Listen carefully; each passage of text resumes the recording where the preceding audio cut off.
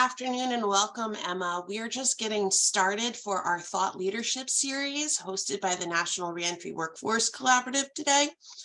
For those of you who are joining us, if you want to get us started by introducing yourselves in the chat pod, listing out your name, your position, what organization you're representing, maybe even what region of the United States you're coming from today, that would be wonderful.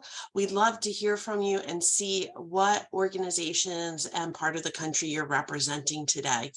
For those of you who aren't familiar, my name is Jennifer Lynch. I'm the Reentry Services Program Director at Goodwill Industries International. I'm also the Thought Leadership Series lead for the National Reentry Workforce Collaborative, who's hosting today's Thought Leadership Series on reversing the risk and understanding the implications of background checks. We have a really esteemed panel today who will be joining us in just about 6 or 5 minutes or so. We'll be hosting Sean Bushway, who's a senior policy researcher at RAND Corporation. Ron Nelson, who is the owner and operator of Pioneer Overhead Door, will be joining us, along with John Gabriel, who is an inclusive hiring consultant through the Center for Employment Opportunities. So Emma, Jeremy, and Michaela, welcome. Please don't hesitate to introduce yourselves in the chat pod. Don't be shy. We'd love to get to know you and your organization as well.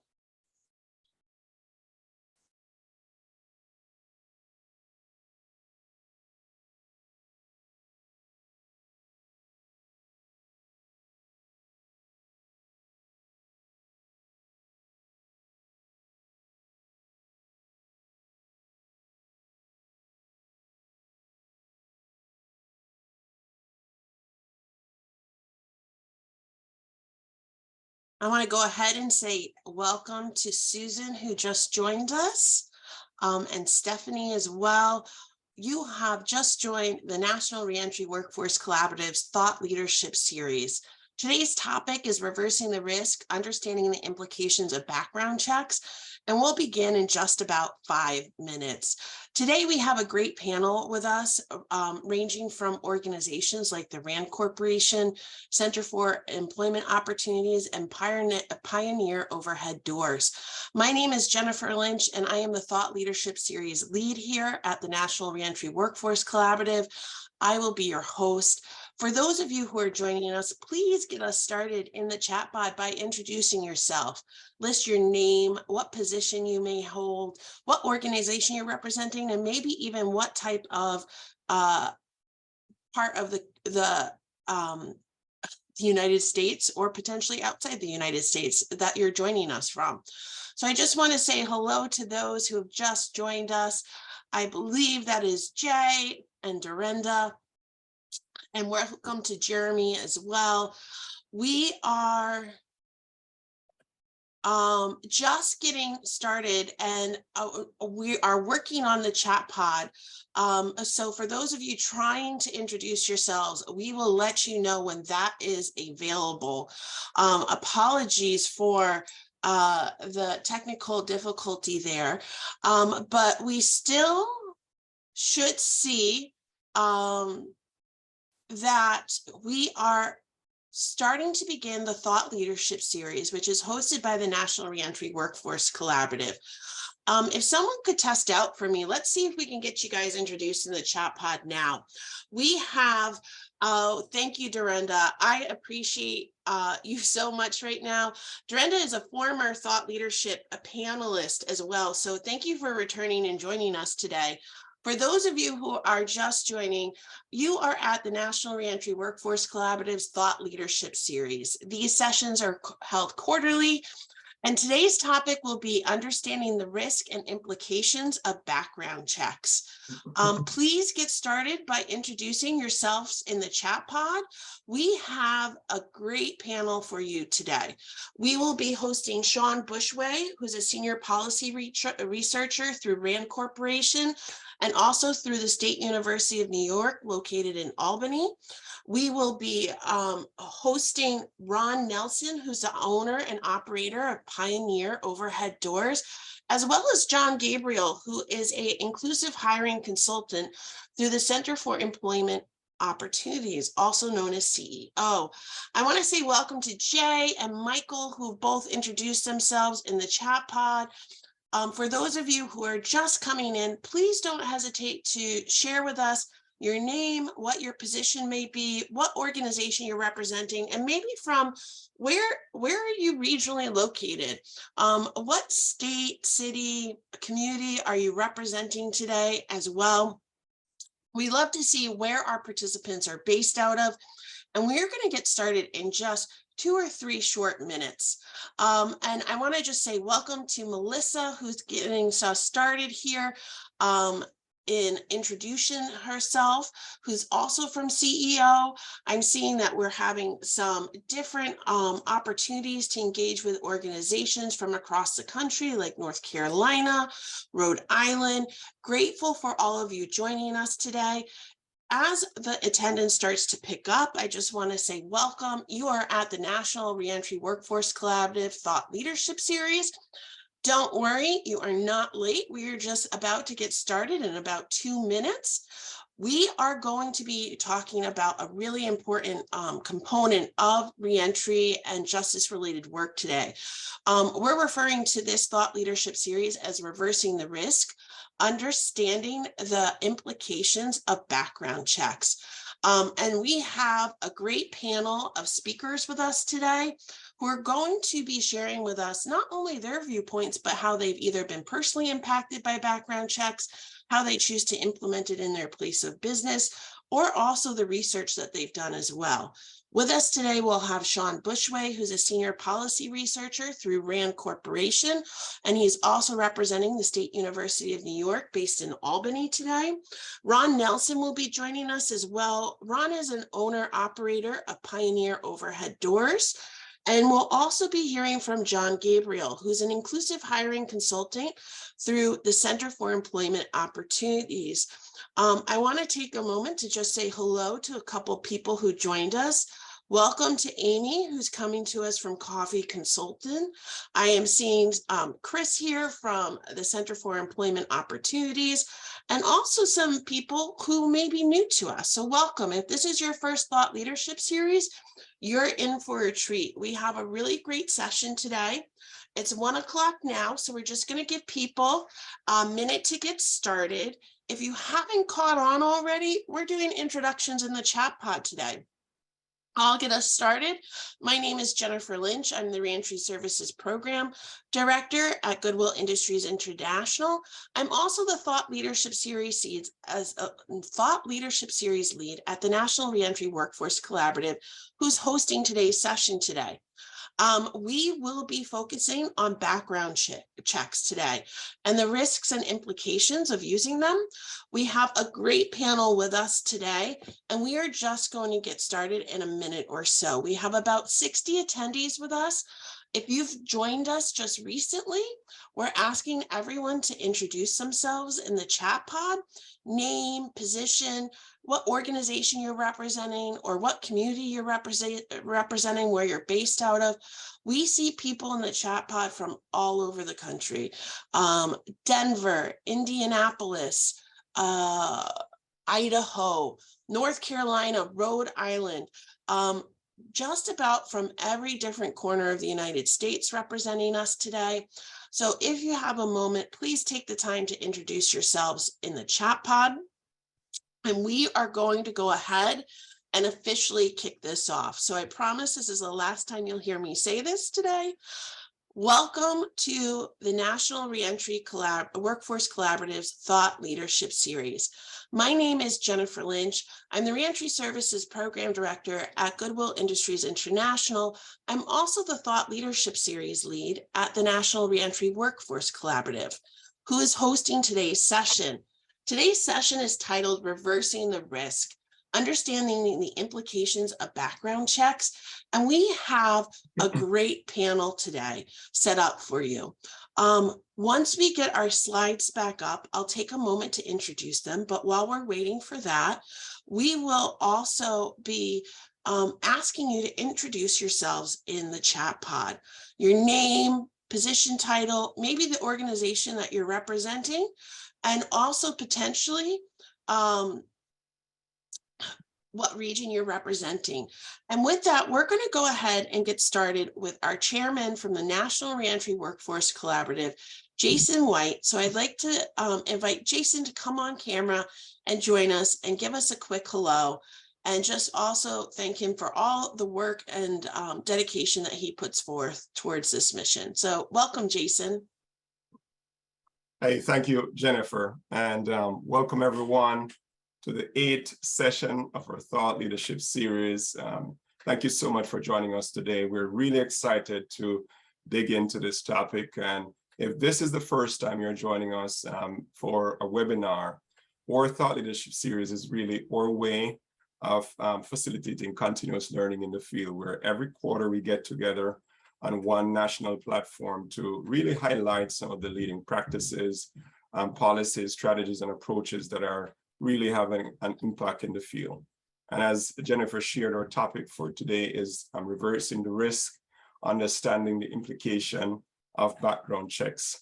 And folks, as practitioners in reentry workforce, I know that you understand the importance and significance of this topic. In this country, where 1 in 3 adult Americans have a criminal record, background checks and how we go about doing them often has real implication for many individuals and their families.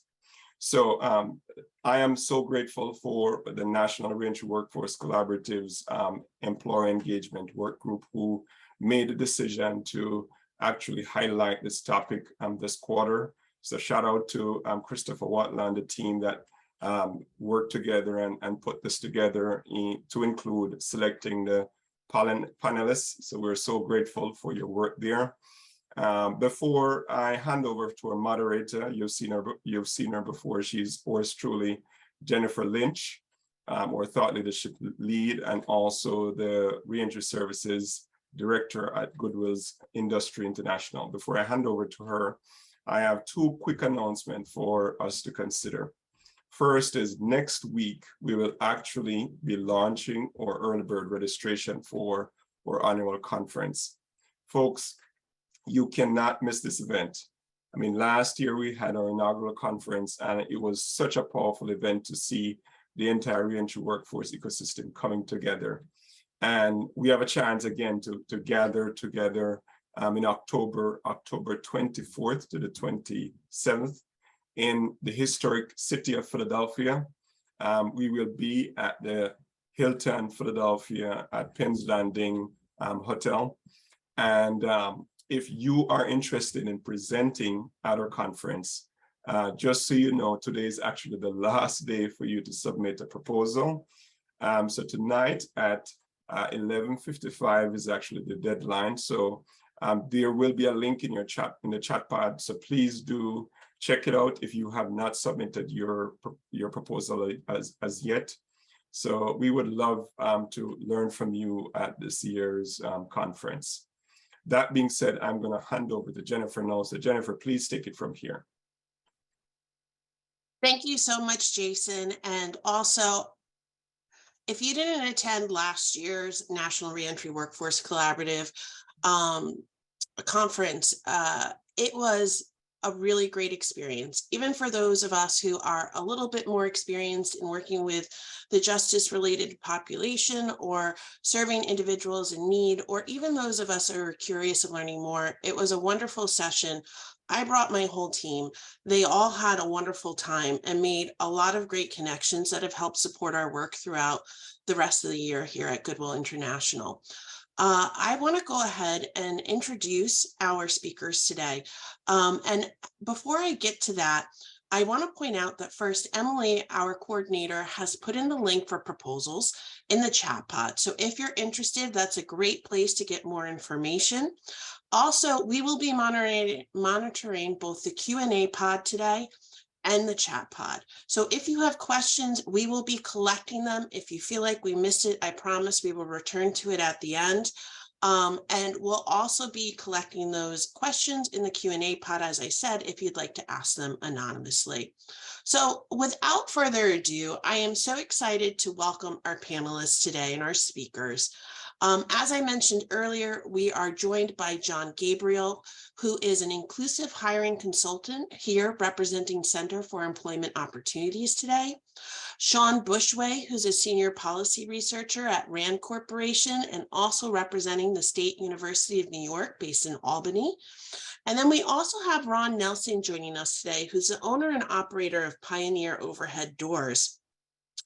And they're going to share with you a bit about how their work includes researching about background checks, how they're impacted by background checks, and how their business operates around background checks.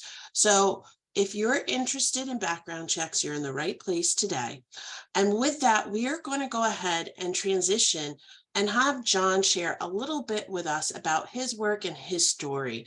So John, I'm going to go ahead and hand it over to you with kind of these big idea questions about when you hear about background checks, what comes to your mind and how is your life impacted by background checks?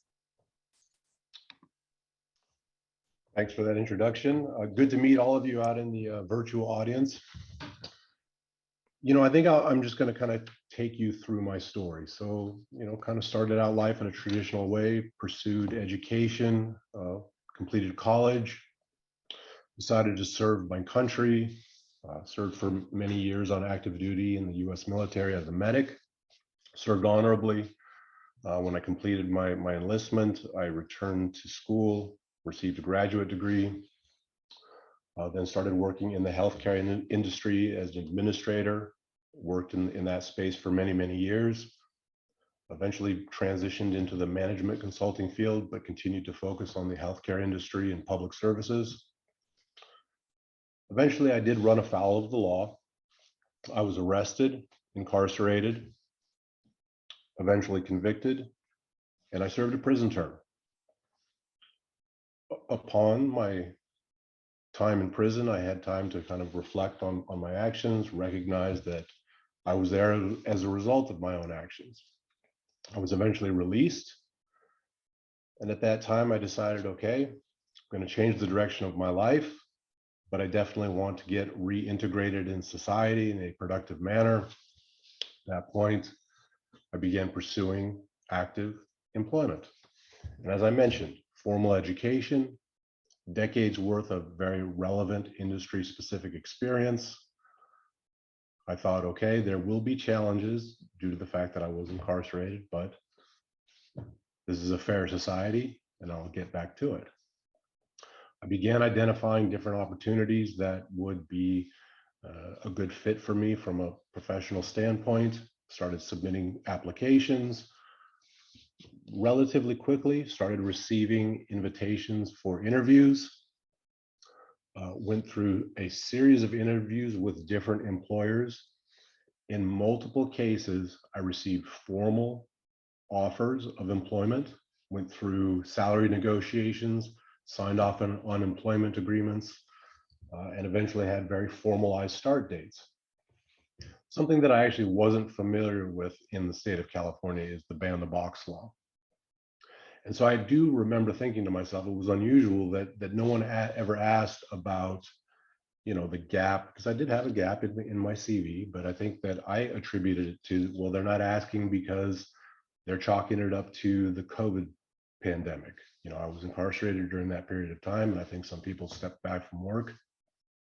But needless to say, I didn't cover the topic of having any sort of justice involvement in my background because it simply wasn't asked of me.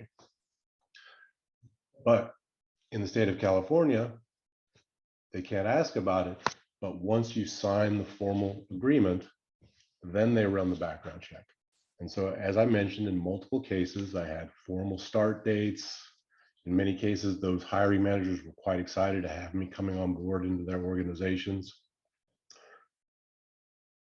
Communication was very open.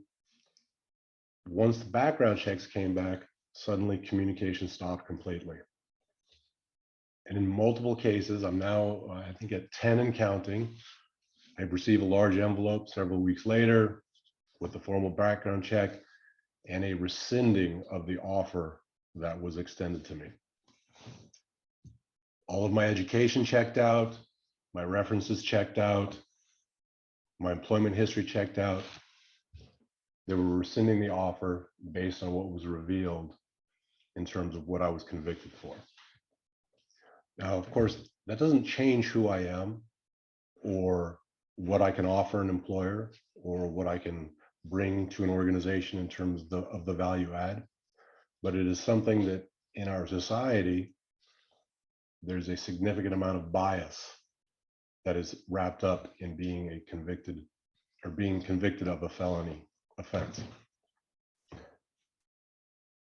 So I eventually, went through multiple iterations of this type of thing, and I eventually kind of ran out of funds, and I was really kind of painted into a corner. At that point, I was connected to a re-entry organization, specifically the Center for Employment Opportunities. They were able to provide me with some bridge employment. And during that process, I had an opportunity to network with individuals in that organization, and they realized that I had a significant amount to offer many organizations. They began to vouch for me, connect me with other organizations, help me through, seeking employment. Eventually, we came to terms with the fact that I could probably join their organization and bring them value. And so when I hear the word background check, historically, I'd always thought to myself, this is a tool that employers use to verify that you are who you say you are. But I'm recognizing now that it is a tool that has a specific objective that's described, but the impact of that tool is being used in a very different way. It's a way that people are using the tool to simply discount someone because of a historical conviction. And so the reality is, could I have come to those organizations that had previously offered me employment and provided them with a tremendous amount of value? Absolutely. But was I discounted from the opportunity because of the fact that I had a felony conviction? Absolutely. And so they essentially painted themselves into a corner of missing out on the opportunity of somebody bringing a tremendous amount of skills and education to their organization, which would allow them to achieve the goals that they have set.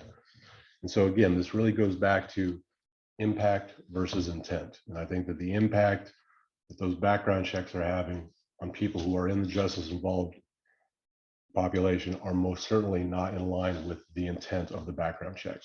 Many people bring up the idea that, the reality is these background checks are done to ensure safety. But the fact is, once you have completed your term, you are out in society. You can go to the grocery store, you can participate in all sorts of social engagements, you can interact with everybody. But the one thing that you are essentially barred from is re-entering meaningful employment. And when you take away somebody's ability to support themselves, you're taking away their hope, you're taking away their opportunity. And people talk about, you get released, you end up back, it's because they're ultimately creates a sense of desperation because you are unable to get back to doing the things that you know that you are more than qualified to do. That's really been my journey and my experience with that. And so I'll hand it off to the next person. John, thank you so much for sharing with us today and sharing your story. There's a lot of appreciation in the chat pod for you sharing your story today and about how it impacts you as an individual. We do have a couple of questions in the Q&A pod, if you don't mind, I'd like to address. The first question is, what is it like to know that an employer is going to conduct a background check or use one as a deciding factor? Like, how does that impact you, and how do you decide to address that from the beginning? I did over the course of those months kind of shift my approach. And I would build it into the conversation that I would have with an employer, because again, I was able to repeatedly get face-to-face interviews with potential employers. but there were multiple instances where, I would typically time the introduction of the topic to late in the interview process, typically around the 45-minute mark. I've kind of had the opportunity to humanize myself, create the connection with the employer. But in every case, as soon as I brought the topic in a very, diplomatic manner, it was as though the life had been drained out of the room. Suddenly, the nonverbal communication was very closed off. And so when I think, this employer is going to use the background check, like I said, I can look at it in an objective way and recognize that they need to verify certain things about me. Like I said, education, work experience, etc. But when I think, okay, this particular individual is going to do a background check on my conviction history, I default into the idea that they are going to essentially be governed by their unconscious biases. And that is that anybody who has been convicted of a felony is an unemployable person. They are somebody who has no place in the organization. But in reality, there have been a few employers, primarily it's been the recruiters, who have been very enthusiastic about bringing me onto the organization. And we've gone through their internal standard operating procedures. And I was very transparent about, okay, these were the conviction charges. This is the scenario that happened. And we would go through their very systematic, standard operating procedures. And there was nothing from their policy standpoint that was precluding me from being employed by their organization. But again, that open and honesty on my end to say, okay, I've got this in my background. It has, like I said, I've got 12 months now worth of experience of when I do disclose, unless it is a re-entry organization or a social justice type of organization, it is really met with, thanks, but no thanks. Thank you, John, for that additional clarification. We do have a couple more questions for you, which we're going to hold towards the end. And I'd like to welcome our presenter today, Sean Bushway. He's representing RAND Corporation and also representing the State University of New York, based in Albany.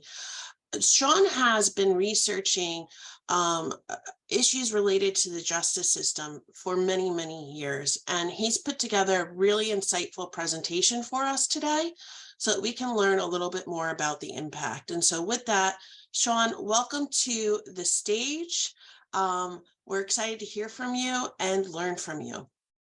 Thanks. I very much appreciate being invited, and I look forward to the discussion. And to clarify, I'm a professor at the University at Albany, but I'm also part-time at RAND. Okay, so I actually did my dissertation in 1996 on the impact of a criminal history record on employment. And it was interesting because after I did my dissertation, the advice I got from people was to move on to something else because there wasn't a lot of interest in the area. And so I eventually got back into it as the area became more topical, and I've been now doing this research since 1996. I want to, before I start, I'm going to sort of set a premise for where Rand and I are coming at this particular question. So currently, the law says that employers can do background checks using criminal history records. It is possible to get access to basically any conviction record in the US without too much trouble. That's a standard policy that's based in the Constitution and the Supreme Court rulings. However, companies are not allowed to do blanket ban saying you can't be work here if you have a criminal history record, and they're told that they must use science to differentiate between people of different levels of risk, and particularly that they're allowed to look at recidivism risk. The science is not well understood, and so where I've done a lot of my work is sort of trying to understand how you might be able to use the science better to make better decisions, given that you're going to do a background check using criminal history records. As a result, this is not a discussion about whether background checks are a good idea or not. That's a different conversation that's very relevant and reasonable to have, but that's just not where this particular set of research is looking at. Okay. So if I want to start with the, whoops, I'm going forward here. So I'm going to cover three basic areas in our discussion today. One, I'm going to briefly review the current background check practices. Obviously, there are a lot of different companies that do different things, but I'm going to review sort of the basic structure. I'm going to give you 5 research-based reasons to hire people with records, and I'm going to provide some key takeaways. So let's start with the sort of why we want to do this. I think there's a sort of a basic incentive here that says, look, if we can increase employment of those with records, we could have sort of 3 winners. Employers get workers they need, job seekers get jobs that they need, and society has less crime and is more equitable. And this latter one is really important because part of the problem here is that employers don't get all of the benefits of hiring someone with a record. If hiring someone with a record prevents crime or increases tax bills or things like that, employers don't see that. So we might want to think about that in the economics language. That's caused creating positive externalities, and companies will underinvest in that. And so there's room for a conversation about reasons why government might want to incentivize that. Okay. So in terms of current practice, what generally is happening is that there's a first stage decision in a ban-the-box situation, which is becoming basically the default option. The person will have been hired, and then there's a background check. And the standard company will look at 3 different issues. One is the job type. The second is the crime that was committed or the conviction type that was used, or that shows up on the record. And then the third is the time since last conviction, and these are known as the green factors. And the company at that point makes one of 2 decisions. So one is we can hire this person. Another is that they need more review. So they're not going to hire them at this point, but they will move this to a next stage where there could be more review. And this is typically presented as an appeal that the employee can pursue. Where they're allowed to bring more information. This is called an individualized assessment by the EEOC. And there's a variety of things that can be brought into this stage, including relatively straightforward things like age and number of prior convictions, as well as more substantive things like evidence of rehabilitation, work experience, and letters. Okay. At which point there's going to be a final decision one way or the other about the hiring decision. Okay. So what I'm now going to talk about is research-based reasons to hire people with records. Okay. The first one that I want to cover is the basic reality of the situation in terms of what's going on in society now. And then we're going to talk a little bit about the fact that people change. The crime type, which is often the primary feature, is not a reliable predictor of future convictions. And we're going to talk about what other predictors might be actually better. And then finally discuss the reality on the ground in terms of what employers might be currently doing in terms of hiring people with records. So my colleagues and I had released a paper about a year ago that pointed out that a large number of people with records actually have, large number of people who are employed on, let's try that again. Okay, so baseline facts: 30% of all men born in 1980 had at least one adult conviction for a non-traffic offense by the time they were 35. This is not juvenile, this is adult. So basically, a lot of men, particularly men, have a criminal history record. The number for women is about 20%. Now, is about 10%, sorry about that. And then if you think about the situation about a labor market and unemployment, you can say, okay, what percentage of the people that are unemployed have a record? And our evidence was that during a tight labor market like that in 2018 and 19, it's almost 50% of the population of the male job seekers will have a conviction of that age. And the number is about 20% for women. So especially in a tight labor market, when people looking for work are going to have records. And this is just a reality that I'm not sure people have fully come to terms with. Okay, so now we want to focus on, okay, so now we have a situation where we know a lot of people looking for work have records. How do we use this information? What's the reality of this information?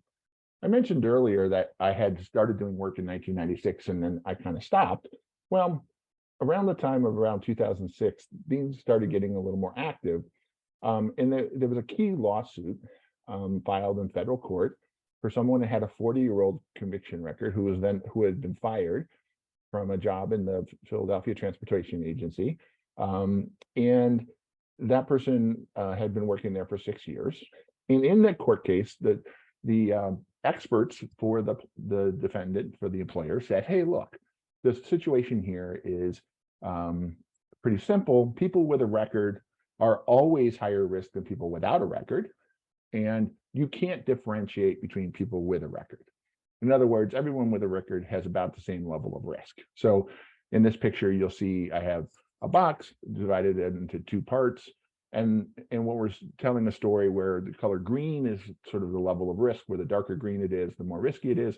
And we're essentially saying, look, everybody in the conviction box is riskier than the people in the no conviction box, and everybody in the conviction box is the same.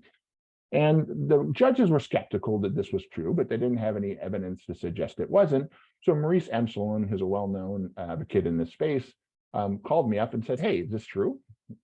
Is there evidence that this may not be true, that in fact, people with convictions could in fact eventually look like everyone else? And so I took the call, and I was grateful for Maurice for doing that. And I started thinking about the question. And the first way I started thinking about the question as a life course criminologist is focusing on the following fact, which is the age crime curve. This is sort of probably the single biggest fact in criminal justice and criminology research, which is that the arrest rates peak early in life, before age 20. So essentially, it's a young man's game, young person's game, but mostly men. And so as a result, the implication of that is a lot of people get involved, but then a lot of people stop. So people do change.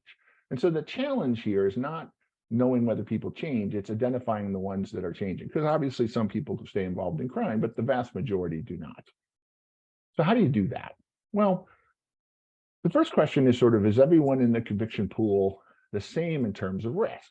And so that's a fairly easy one. And the way you sort of look at this is you ask yourself a question, okay, look at the people who just exited prison. We know that in general, on average, not everyone, the average risk for this group will be fairly high in terms of recidivism risk. Now, the reality is there are some people in that group that have no recidivism risk, but as a group, they have a fairly high recidivism risk.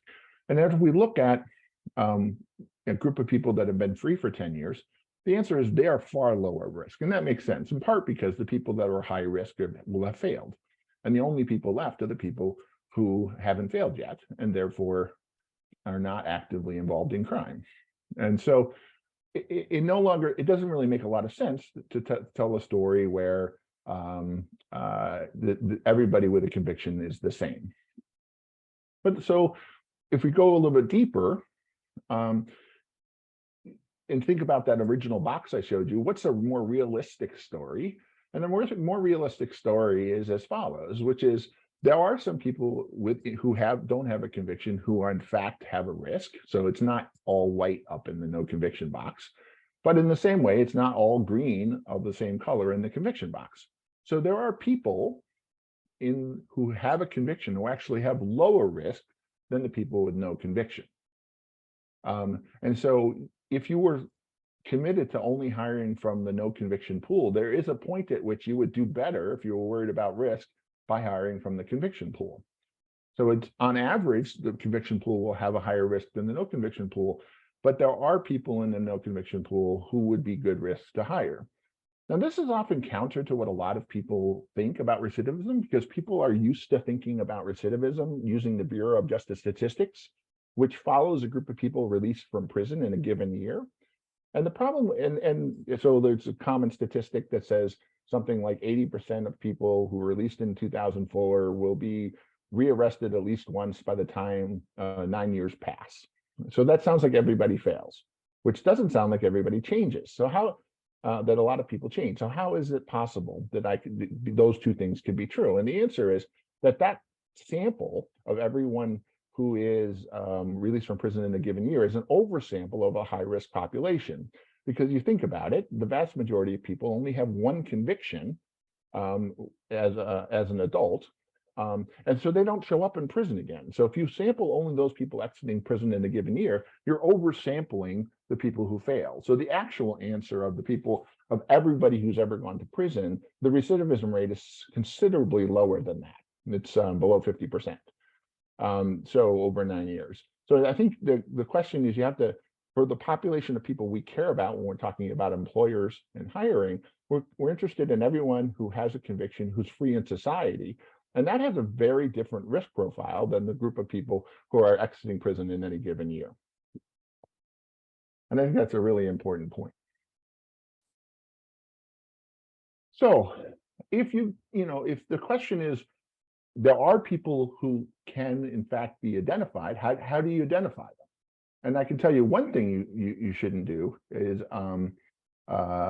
you shouldn't rely on future convictions. So the important thing here is, in 2012, in part based on my research and others as well from Bloomstein and Nakamura, including some research in Europe, the EEOC changed the guidance, updated their guidance from 1987, and said in 2012 that you can no longer have blanket bans and you must differentiate using research.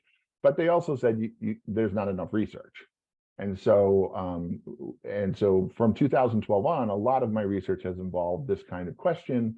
I've done a number of new research projects, including looking at background checks themselves in the state of New York, in the healthcare industry. I've done consulting with companies trying to recreate their background checks. And then finally, I ended up moving to RAND and starting something we call the Reset Project, to really dig into how you would think about recidivism in the context of employment checks. And the thing that comes up every time when we start talking about this issue is this issue of crime type. Because according to the EEOC way back in the 70s, there are 3 green factors that people can use to hire can use to screen people with a criminal history record. And that is type of job, type of crime, and time since last conviction. And the problem is that the overwhelming criminal justice evidence is that crime type simply does not predict whether the person will be convicted of another crime, or whether the type of crime the person will be convicted of is going to be the same as the next one. And the simple answer to this question is that people with multiple convictions are not specialists, they're generalists. People are going to commit a wide variety of crime. It is in fact the case that people with a longer criminal history record will be more likely to have a violent crime, but that's simply a sort of probabilistic, right? If you have a small chance of committing a violent crime every year, people that have more active offending will have a higher chance of having a violent incident, not because they're specialists. On a scale of 1 to 10, from 0 to 1, where 1 is someone that only does certain types of crime, the general research consensus is the number for the average offender is the average person who is involved in crime is like 0.17. So people are not specialists. So why is this true? How can I say this, given what everyone believes about relying on crime type? And the reason is something that the psychologists refer to as hindsight bias. And another way of thinking about it is the distance from crime is invisible.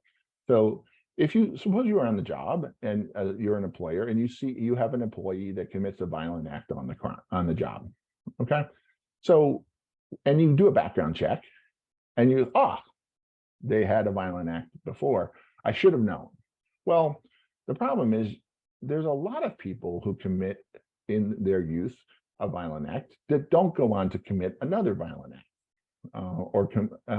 And so you have to consider both. If you're going to, if you're moving forward instead of backwards, which is what you have to do as an employer, you have to consider all of the people who committed a previous crime to consider whether you should have known that they're going to commit another one. And when you do that, the overwhelming, as I said, evidence is that people do not specialize. So that leaves us with an interesting question, because we sort of eliminated both type of job and type of crime, because the only reason why you consider type of job is because it then determines what crimes you should be looking for. So what are more reliable predictors of future convictions? Well, the research here again is pretty strong. But the first sort of insight here is that you shouldn't be thinking about any individual characteristic by itself.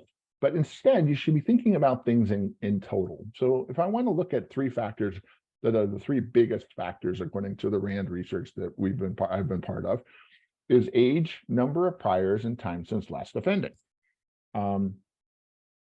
And those things combine to create a measure of current risk. Okay, so you shouldn't focus only on one at a time. So that oftentimes people say, "Oh, after 7 years," but the problem with saying after 7 years is that you're not looking at the totality of the person or the totality of the picture. So let me give you an example. Who would you rather hire based only on a conviction record? Okay, so assuming that the job skills and stuff that you need are all the same. So consider someone with no conviction who's 22 years old. Okay, now part of the reason why they may not have a conviction yet is because we only start tracking convictions for people that are 18, and a lot of the early convictions can get sealed and expunged on a fairly regular basis. Okay, so and this is peak offending periods for individuals as they age. So this person does not have zero risk, and that's really important. Sometimes people talk as if people with no conviction have zero risk, and that's simply not the case. So let's consider another person. This person is 27 years old, has experienced one conviction, and it's been 7 years since their last conviction. Okay. In reality, that person may in fact have less risk than a 22-year-old with no conviction. Okay. And here's another example. A 35-year-old with 2 convictions, and it's been 5 years since their last conviction. As people get older, they commit fewer crimes, or the exit offending, they desist. Hold on a second. And then again, as you spend more time free, there's less of a risk for reoffending as well. So these 3 factors, age, number of priors, and time since last conviction, are very important. Now, there's other things that you can consider as well, and I would call this under the category persuasive evidence of change. That includes records of employment, your involvement with community partners, successful program completion, certificates of rehabilitation. This is a picture of Shelley Winter, who has participated in prior workshops with us, also has a wonderful TED Talk in which she describes her story in California, where she served a prison term, came out, wanted to work in tech, applied for a job in Microsoft in their stores, didn't get it, appealed, eventually was hired. Again, eventually very good ratings as an employee, eventually applied for a corporate job in sales, was initially not allowed to work, but then was hired after an appeal. And she now is the leading sales for business to business Surface laptops in the world. And so here's an example of someone who had done all the right things and was able to get the employer to hire her. And she has been an incredible asset to the company. And I think particularly for people that are relatively recently released from prison, you do have to examine these other features to be able to identify people like Shelley, but they exist, and they can be identified through these kinds of activities. So last thing I want to talk about is the sort of reality on the ground. So the Harvard Business School recently, a group of researchers at the Harvard Business School recently released a study where they did a survey of employers on a temporary job platform, and they found that about 39% were willing to hire people with criminal history records. So it isn't the case that nobody is willing to hire people with criminal history records. But again, remember the situation that I talked about. Employers who hire people with records don't see all the benefits. So there may be some things we can do to supplement that with incentives. And what we've seen is, what they showed is they could increase the number who are willing to hire people with criminal history records by offering crime and safety insurance, which that particular platform is now doing, providing positive information about the person's prior performance, and then also restricting the background checks to a more limited time period. We have a current study that is currently in the process of being reviewed that also does a survey that tries to examine some of these issues and focuses a little bit more heavily on the possibility that wage subsidies, which has long been a tool in the work development toolbox for the Department of Labor, could be useful in these settings as well. Okay, so I want to close with some takeaway insights from our research. First of all, during the labor shortage, almost half of all job seekers, particularly male job seekers, will have records. These are convictions as an adult that aren't sealed. The vast majority of these people are not going to be convicted again. And that's because people change. Maturity, life connections, sore knees, however you want to think about it, the evidence is overwhelming that people age out of crime. The type of crime itself, which is the single biggest factor currently used by employers, is in fact not a good predictor of recidivism risk, and it creates disparity. I have a study that showed that if you look at sort of predictability and you add in type of crime, it actually doesn't increase prediction capacity, but it increases racial disparity. So that it's sort of the worst of both worlds. The common response that I hear from companies is a negligent hiring lawsuit, which I think is a real thing, but that's also based on hindsight bias. And so you have to, sort of recognize it may be a real concern, but in terms of the scientific evidence, that scientific evidence does not support that position. But it's a tough thing because it is the single biggest factor that the EEOC says that they can use. If you care about accurate recidivism risk and equity in these decision-making processes, which was what EEOC said you should do, you should focus on time since last conviction, age, number of prior convictions, and evidence of rehabilitation, which can take a variety of forms. And policymakers might do well to consider providing more incentives for employers in the form of wage subsidies or bonding insurance, and expanding the current programs to be more inclusive of a wider variety of applicants. Okay, so here's my email and contact information. I'm always happy to, some of my best research comes about from talking to people on the ground that and learning about what the key questions are. And I'm always happy to talk to people about this research. So thank you very much. And thank you, Sean, so much for joining us and sharing this information and all your research with us. We've had a lot of questions about the slides in the chat pod, and I just want to address, Sean pointed out that he has a study that is currently under review and is going to be released shortly. And so out of respect for that, we're going to wait to not release those slides until his work is published. But there will be the recording available on the Thought Leadership Series website at www.thenrwc.org/TLS, standing for Thought Leadership Series. With that, we've heard from John, who has personal experience of being impacted by background checks. And now we've heard from Sean, who has a wealth of information about research behind background checks. But we'd be remiss if we didn't include a perspective from the third leg of what is going on here, which is the employers. And so with that, I'd love to introduce Ron Nelson from Pioneer Overhead Doors to join us and share a little bit about his experience working or operating his business and how the impacts of background checks have created different scenarios for his work life. Ron was featured in a Washington Post article about a prison that had been opened just a couple blocks away from his business, and how over time his perspective had changed about the presence of the prison and also hiring people who are impacted by the justice system. So Ron, I wanted to welcome you. Thank you so much for taking time to join us today. And I'd love to share your story with some more people here on the call with us today. All right, thank you for the introduction. I'll start there with the interaction with the prison in my neighborhood.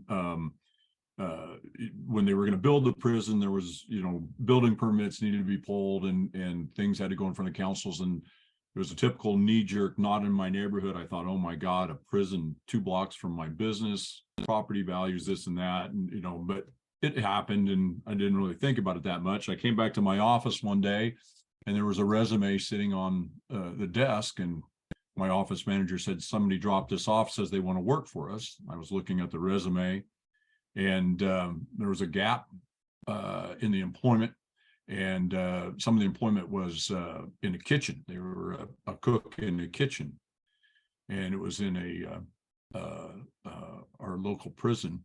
But anyway, so the gentleman had experience, so I called him on the phone, and we talked a little bit. We had a great talk on the phone. We brought him into an interview, and he was actually presently incarcerated at the prison that I didn't want to be in my neighborhood a few blocks away.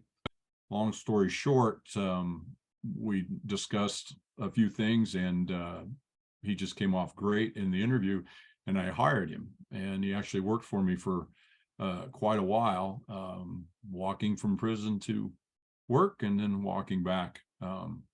And he was a wonderful employee, which is kind of fascinating. Also, as a small business person, I bring my experiences or my other story into this discussion. We're a very small family-held business, and we really never really thought that we would do background checks. We didn't discuss it or this or that, but we do business with big box stores, and we also have our insurance companies ask us to, if we do background checks. So to help our insurance, we say, yes, we do. And because we're asked by these big box stores to conduct background checks once a year or so, and have them on file if they ever audit us, we, do that. So when I'm interviewing somebody, when they're sitting in front of me, I usually mention that there will be a time in their course of employment they'll need to submit to and pass a background check.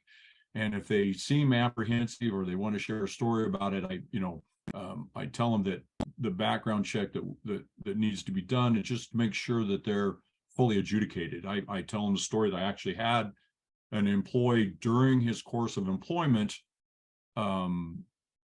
was arrested and adjudicated while he was here.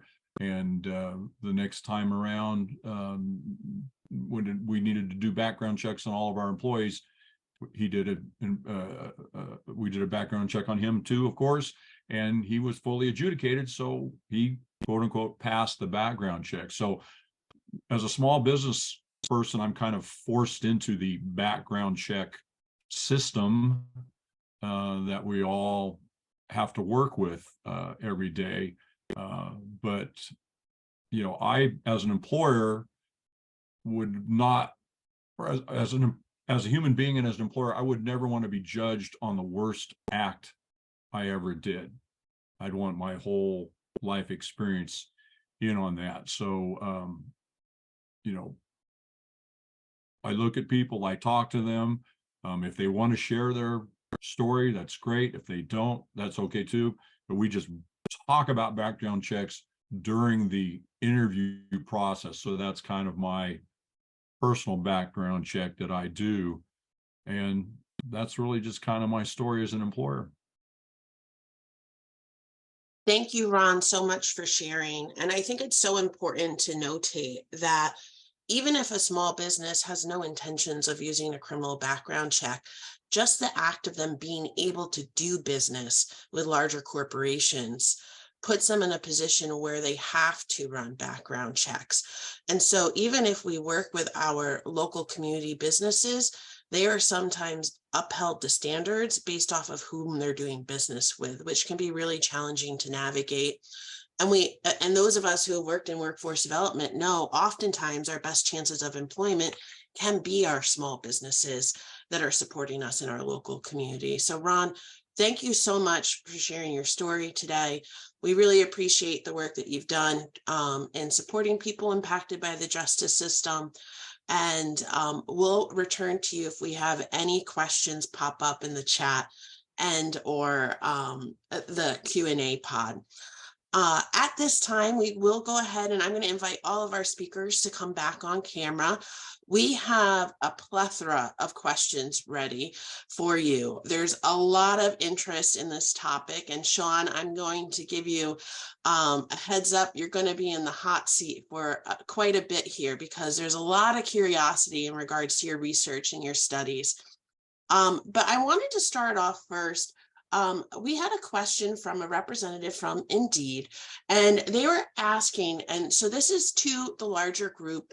I'm thinking maybe John or Sean, you could probably address this, but could someone explain the relationship between a tight labor market and the higher percentage of adult males having a conviction rate and how those correlate to impacting us as a larger community or economy? Sure. John, do you mind if I jump in and then? Absolutely. So the issue here is the research is overwhelming that people with records are at the end of the queue.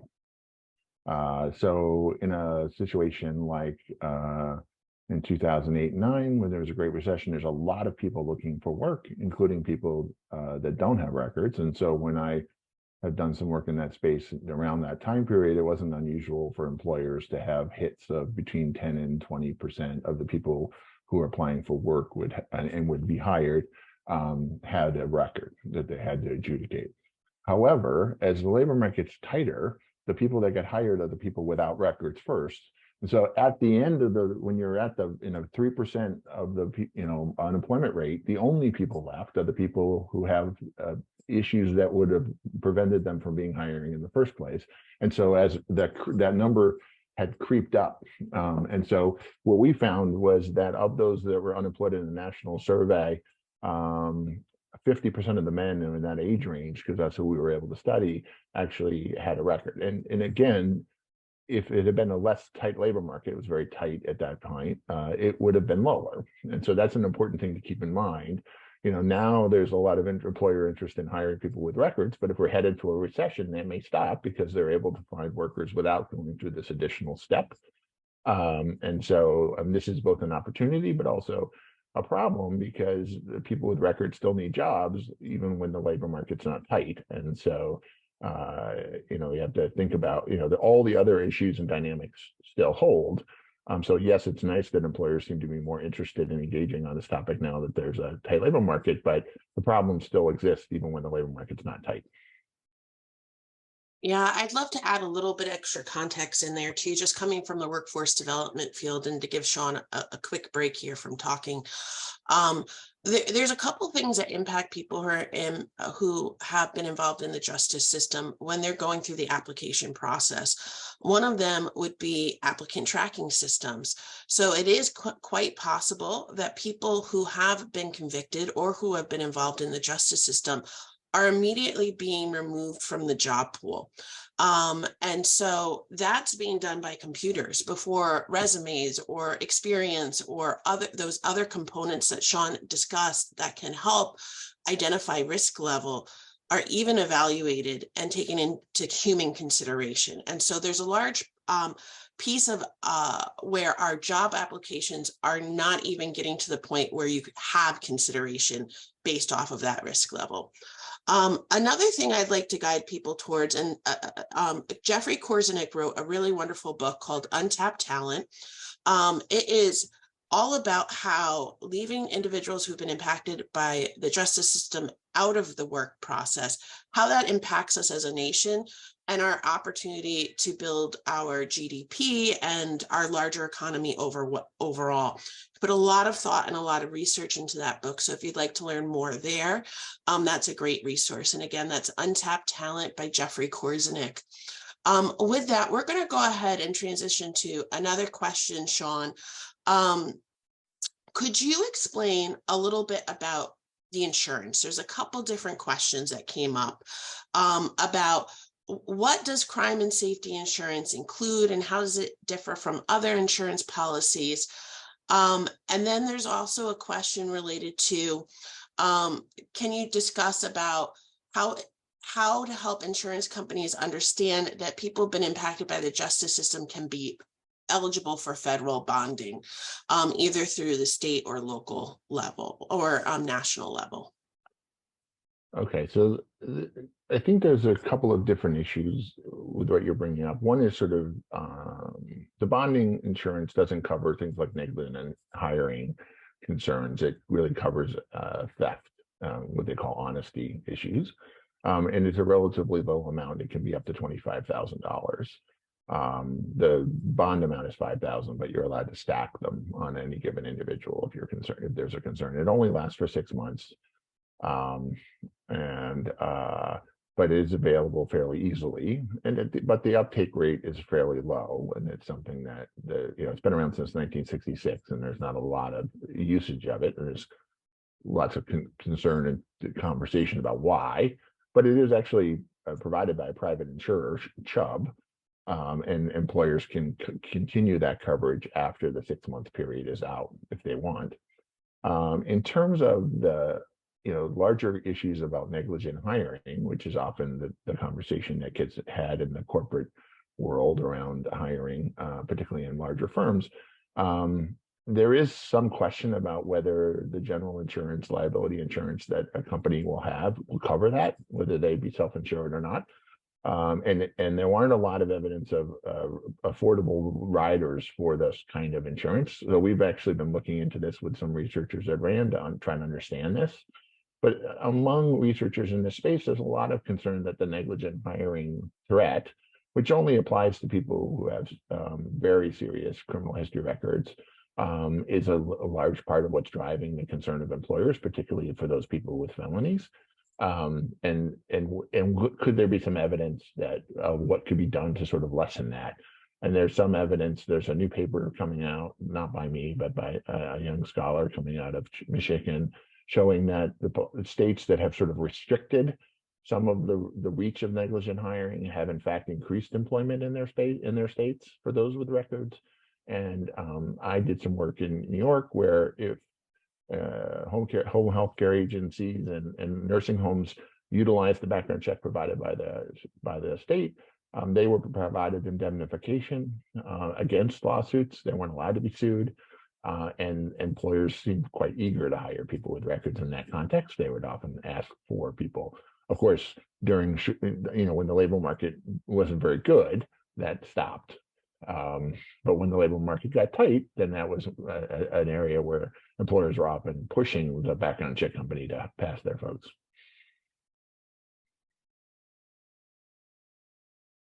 It would not be a session if I didn't start talking while I was on mute, so I apologize for that. Sean, thank you for that clarification. I'm going to give you a minute, and we're going to go ahead and transition. There's actually a question for Ron in the chat pod.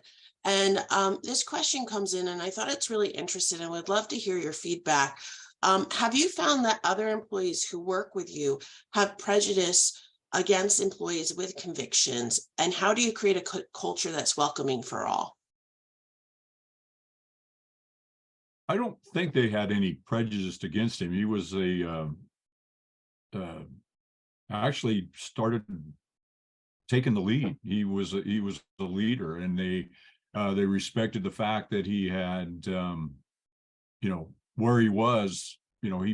He described his background as I was an idiot, and he says I was an idiot for many, many years and over again. So I think they had a lot of respect for him, the fact that he was coming out of the situation that he was in, and he worked like a son of a gun, and could move stuff around. And he, the reason I looked at him so hard to begin with is he had experience, and I needed employees with experience, and he ended up training my guys. So they found that respect for him out in the field with him doing the work and accomplishing what he did do. He did fall down one time, and he turned to everybody and said, "Don't tell anybody that I fell down," because he didn't want to, jeopardize the situation he was in. He didn't want to lose his work release, which they didn't tell me till after he found other employment years later, and so he's not with us anymore. But just himself, he kind of commanded respect because of where he was in his life. Thank you for addressing that, Ron.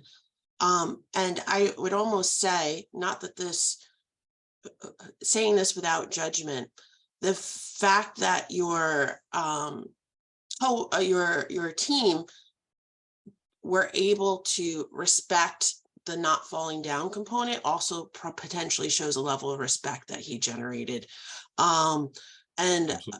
And also potentially a desire for your team to help him as well through difficult situations as well, which really talks about building a great culture at your workplace as well. The next question I have that I want to address was a really early question from very early on, which I'm going to call John up to the hot seat now. John, based off of your own personal experience, could you provide some advice to individuals who are working with youth or juvenile or adults who are involved with the justice system to help them feel more comfortable and confident in an interview session? And if you have any attempts to help people impacted by the justice system turn that into a positive experience for them. Well, you know, I have gone through kind of a philosophical change in terms of the way I view my experience. And I guess the way I attempt to frame things now is that, you know, I don't ask when I'm having a conversation, an employment related conversation, I don't pitch myself as, hey, you should hire me because it's the right thing to do. I pitch it as, you should hire me because you are getting a better brand of human. Because recognize, when you're interviewing for a job, you're not interviewing somebody who is in prison. You are interviewing somebody who has survived the carceral system. And that is a very high stakes, high pressure environment. Now, as I revealed earlier, I served honorably on active duty in the military for 6 years. I would say there are parallels to the experience that you have in the carceral system. There is a level of discipline, a level of rigor that must be followed in order to successfully navigate that. And as a result of that, I am a more high functioning leader and purveyor of delivery solutions for organizations because of that experience. Do I regret the actions that resulted in me being there? Absolutely. But the reality is the person that I am today is based on that experience.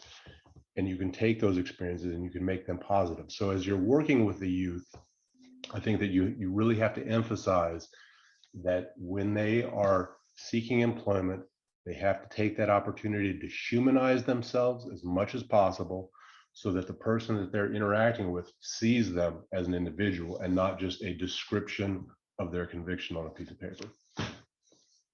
Thank you, John, for that perspective. And that's great insight and a lot of great takeaways in which you say. I also find we did at Goodwill a study recently and created an application using virtual reality to help individuals test out their interviewing skills in a very low risk environment. And so would really highlight the opportunity to practice as much as possible those questions that might trigger individuals to feeling uncomfortable or questions that are just generally inappropriate, but still get asked in an interview. And so practice in this case can help give people the skills to negotiate those tough situations as well. John, lots of love for you in the chat pod right now and for what you shared. So just want to share that with you. And we'll head back to Sean right now. Sean, a lot of curiosity in regards to the incentives to hire individuals who have a criminal background. Referring to, we already talked a bit about fidelity bonding, but also talking about the work opportunity tax credit. Have you found in your research that employers who utilize existing incentives are more likely to hire people who are formerly incarcerated? That is what we're finding is that, like the study that I mentioned at Harvard, this was a situation where, you know, on a platform, a temporary job or gig work platform, employers were in fact more willing to allow their pool to include people with records when they were offered either insurance or wage subsidies. So the answer to that is yes. In terms of larger programs that are government programs like the work opportunity tax credit, there is evidence that young people disadvantaged from disadvantaged situations were in fact more likely to be hired in those situations when they had a wage subsidy back in the 70s and 80s when they were very common. The work opportunity tax credit is fairly limited. It's felony conviction, people with felony convictions within 6 months of release. But there was, the last time I saw a number, there were 22,000 credits claimed in 2012. So there are some people, whether those are people who are going to hire the folks anyways, I don't know. And that's something that needs to be examined, right? I mean, it's not clear that all 22,000 of those people wouldn't have been hired without the wage subsidy. But it's, so I think this is an important topic that's just just starting to get explored from a number of different angles. One of the problems is that a lot of times you need data from companies, and companies are very unwilling to share information in this space, partly because it'll lead to this environment. So it's even employers that are successfully hiring people with records aren't necessarily willing to talk about it because they don't want to be known as, they may be concerned about brand awareness and other things like that. And so it makes sharing that information difficult to researchers. So researchers are a little bit of a data deficit in terms of trying to understand what's going on inside individual companies. Thank you, Sean. And I got a couple more questions coming your way.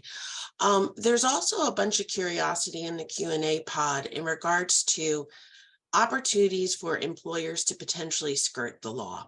So there's mentions of ban the box, which is not available in all the states, questioning the effectiveness of that, but also having employers just give general feedback like they found a better qualified candidate and not actually addressing the component of the conviction or criminal record. Could you share any information you have in regards to those ideas, and if there's any studies available for people to learn more? Sure. I'll take the second question first, in that there are rules about what employers can and can't do with respect to the background checks through the Fair Credit Reporting Act. And there was significant evidence, including some research that I did in the 2000s, that companies were not following FCRA at all. They were not following the rules of FCRA. And there was, I'd say for 10 years, a lot of litigation around FCRA. So that I think the basic reality is now is that most large companies in particular are really following FCRA quite closely, because there was so much lawsuit action in that space. A lot of the Title VII stuff stopped because people started moving to FCRA litigation. And so I think that has been cleaned up considerably, which I think is a good thing. In terms of, but I'm sure there are still employers that choose not to hire someone. The problem is that ban the box isn't the law of the land in every place, but most companies that are national or regional in scope have moved to a ban the box framework, because you can't really do one hiring process over here and another. But it's actually ban the boxes default in a lot of places, even in places where it's not required. And in ban the box, you can't, the person's already hired, as John mentioned. I mean, you get hired first, and then the last hitch is this background check. So you've been hired. And so there's no way to sort of then say, well, I found a better candidate because I already hired you. And so that is, I think, creates this situation about that you talked about vis-a-vis ban the box. And so my research was some of the first to sort of point out that if an employer wants access to this information about criminal history records and doesn't get access to it and thinks it's relevant, they may in fact resort to other means where they use characteristics like, for example, race or where you live that are correlated with conviction records to try to guess as to whether you might have a conviction record. More recently, there has been work by Sonia Starr and Amanda Egan that received a lot of attention, showing that when they moved to a ban the box situation in New York and New Jersey, that companies in big box stores that got rid of the box and moved to the situation where they made a hire and then had a background check, actually started discriminating on the basis of perceived race and where you live. And the reason, though, isn't so much because of the reason here isn't so much just because of the background check. It's because on the floor hiring managers who didn't have access to the criminal history record, for them who are trying to fill a slot, having the box come back saying, okay, this person that you hired can't work because of a criminal history record, kind of showing back red, is a disaster, because now you got to go through the hiring process again, wait 2 more weeks before they can fill the slot, and then guess again as to whether they're going to make it through this background check that's opaque to them. And so what they tried to do is try to figure out who was going to make it through. And so it's less about the particular concern about hiring someone with record and more about, I need someone now, and if I get hit by this process, I will have a problem. But there is evidence that has happened, and there's a number of other studies that sort of point to potential problems in the space. It is in fact the case, though, I think you can say that ban the box has led to more employment by those with records. So the issue is whether there are consequences for larger groups of folks, that including people that don't have records as a result, as employers try to navigate this new set of rules. Yeah, thank you, Sean, for that. I just want to take a moment and see if either Ron or John want to jump in and share any of their perspectives on this before we just keep going. But we do have plenty of questions to get to if that's not the case. Okay. All right. So Sean, I hope this is a couple quick questions that you'll be able to address relatively easy in regards to the contents of your studies. Do you break down your studies based off of how these situations apply based off of gender and race and different components, or are you just looking at the larger population of individuals who have been impacted by the justice system? When we do if you look at our RAND study, we do look at, we have everybody that's been convicted of a crime in North Carolina from 1972 on, and we look at see what their rates of reconviction are. And we do examine that by race and gender and other categories. So there's a fairly comprehensive study that's available on the RAND website that describes these issues. And so I'm not sure if there's a question attached to it, but yes, we do. And we can find, essentially we find that the prediction capacity of the models are relatively constant across those kind of characteristics, that you don't do worse under one group versus another. And that's a fairly consistent finding. And I'll try to keep my answers brief so we can go through things. But if I didn't answer that completely, please feel free to redirect me. No, I think that was a pretty good yes. You do take those things into consideration. And then one other popular question that I've received in the chat pod and the Q&A pod is there a specific time? So you talk about the risk level reducing over time. Is there a specific time since the last conviction or release from incarceration that is basically this magical point in time in which it might be a better idea to consider someone who's been impacted by the justice system? This is hard because I'm fighting the Bible in this case, because the biblical standards for 7 years since bankruptcy and things like that. So people are used to that kind of thinking about a number. But I actually think that's a very misleading way to think about this, because the research that was done, including mine, looked at how many years did it take before you look like someone of the same age who had a non-conviction record. So that's a really, and the answer was like 6 or 7 years. But if you consider someone, say a 40-year-old who has a conviction, just their first conviction ever at the age of 40, and you ask how long it takes before they look like everyone else, including 40-year-olds, the answer is about a year. And if you ask how long it took for them to have less risk than the guy that you would have hired who's 25, the answer was the day he left prison. And so this waiting period thing is based on a comparison of people of the same age, and yet the variation across risk of age is very different. And so, you don't have to wait very long for someone who's 35 to look like the risk of someone else. And the other thing is, people often say, well, you look like the average employee, or if you look at the people that were hired on a job and say, well, they look as good as the average. But that's not who you're hiring. That's not the right comparison. The right comparison is the person that you would hire if you didn't hire this guy. And that person is often much higher risk. And so I think some of it is getting people to stop thinking about 0 as the baseline comparison, because it's not. And then recognizing the right comparison is relative to the person you would have hired otherwise. And oftentimes these are younger people that have a fairly high risk of having a conviction. So I think I don't like, even though I did a lot of the research that goes at this year since last, I don't think that's the proper framework for thinking about these kinds of decisions. All right. Thank you so much, Sean. We're just about at time, so I'm going to wrap it up.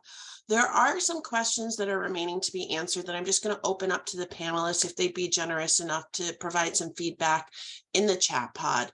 One, John did address a little bit earlier, but this is a little bit more specific of a question. For a job seeker who has a felony record, can you give any tips for that seeker to navigate a background check? So if there's any tips that any of our speakers would like to add into the chat pod, that would be appreciated. There's also several questions about background checks and applicant tracking systems and applications. We're just not going to have time to get to that today, but that's maybe an indicator of a potential topic in the future. Really quick, the question in regards to do they happen? Yes, they can happen. It's not an issue necessarily of applicants giving permission to the employer, but being prompted to share that information with the employer.